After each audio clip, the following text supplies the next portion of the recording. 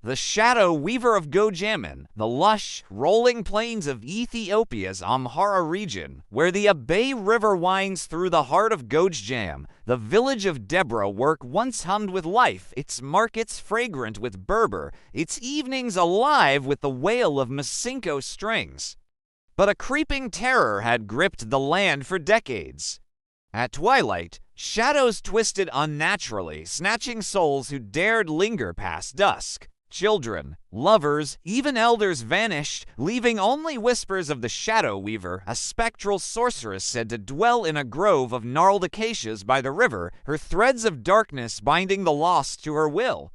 The village offered prayers and sacrifices, goats, grain, even gold, but the disappearances grew bolder. Into this haunted world stepped Berhanu, a 22-year-old tanner with calloused hands and a heart fierce with devotion. His younger brother, Jonas, just 15, had vanished one evening while fetching water, leaving only his woven bracelet in the dust.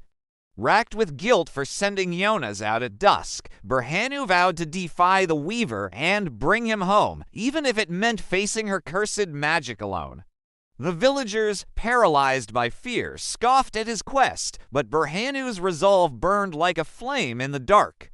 One stormy dawn, Berhanu trekked toward the Abay, its waters churning with secrets. At the river's edge, he met Selam, a weaveress daughter with fingers nimble as a spideress and eyes like polished obsidian that seemed to see through him. Her baskets brimmed with dyed threads and rare herbs, and her cryptic knowledge of the river's currents intrigued him. The weaver's power thrives on fear, she warned, but her threads can be undone by courage. Drawn to her quiet strength, Berhanu accepted her offer to guide him to the acacia grove, their shared glances kindling a forbidden spark. As they traveled, their late-night talks by campfires wove a tentative romance, but whispers followed. The village priest, Abay, a gaunt figure with a silver cross and a voice that chilled hearts, confronted Berhanu in the market. Selam is the weaver's pawn, he thundered. Her threads spun from darkness. His accusation sowed doubt, but Berhanu, torn between love and suspicion, pressed on, clutching Jonas's bracelet for strength. Near the grove, they stumbled upon an ancient shrine, its moss-covered stones etched with Amhara runes that pulsed with an eerie, shadow-like glow. Selam froze, her breath catching as she traced the runes. "These bind the weaver's curse," she whispered, "but their power demands a price." Her hesitation hinted at secrets, and Berhanu's trust wavered. At the grove's heart, they found the weaver's lair, a cave where shadows danced like living things. There stood Zenebek, no phantom but a living woman, tall and regal, with silver-streaked hair and eyes that burned with ancient grief. She revealed a scandalous truth. She was once Debre Work's healer, beloved for her remedies, until the elders, led by Abay, accused her of witchcraft to seize her family's fertile lands. Banished, Zenebek survived by weaving shadows, a skill learned from Forbidden's Amharites. She hadn't killed the vanished, but enthralled them, raising them as her own to defy the elders. Jonas emerged, alive but changed, his eyes distant, weaving shadows at Zenebek's side, calling her mother. Berhanu's heart shattered. His brother was lost to him, loyal to the weaver's cause. Zenebek offered a deal. Join her rebellion against the elders, and Jonas could be freed. Refuse, and he'd remain her thrall. Then came a staggering twist. Selam confessed she was Zenebek's niece, trained in shadow weaving to infiltrate the village and test Berhanu's loyalty. Their romance had been a ploy, yet Selam's trembling hands and tear-streaked face betrayed genuine love, complicating her betrayal. Berhanu, reeling, sought answers in the village, where his friend Gojjam, a burly blacksmith with a grudge against Tewodros, uncovered a darker secret. Gojjam had stolen a ledger from the church, revealing Tewodros's crimes. He had sold missing villagers, including a girl named Marta, to slavers, blaming the weaver to hide his greed. The priest's offerings enriched him, not the gods. Enraged, Berhanu, Selam, and Getachew formed an uneasy alliance to rescue Marta and expose Tewodros, but Zenobek warned of the rune's curse. Only a willing sacrifice, a heart pure enough to face death, could break her power and free her captives.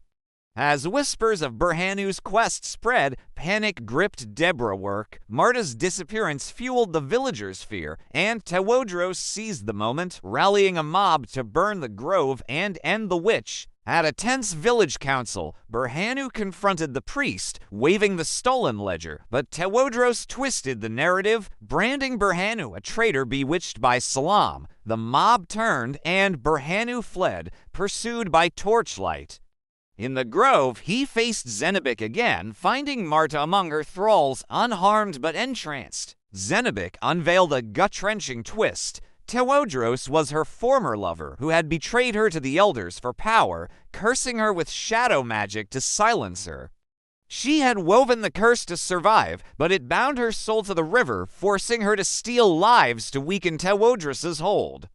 Berhanu, torn between saving Jonas and sparing Zenobek, devised a plan with Selam to use the shrine's runes to unravel the curse, but it required a blood price. Under a blood-red moon, Tewodros' mob stormed the grove, their torches casting flickering shadows.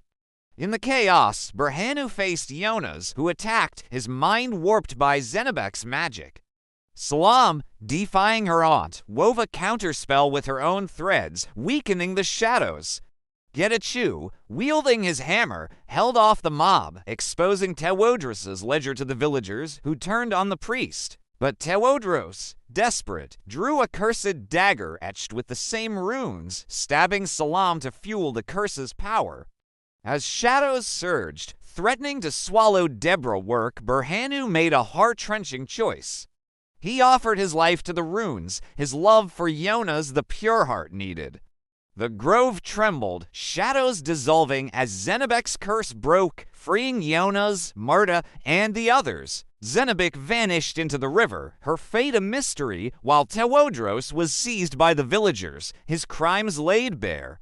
Yet a final, devastating twist lingered. Selam, surviving her wound, confessed she had woven a shadow thread into Berhanu's bracelet during their first meeting, binding him to the Abay to protect Zenobek's legacy.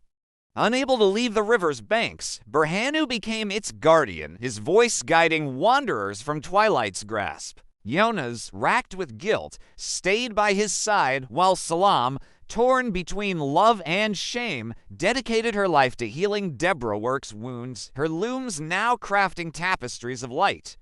Tewodros was exiled, his gold used to restore the village's fields.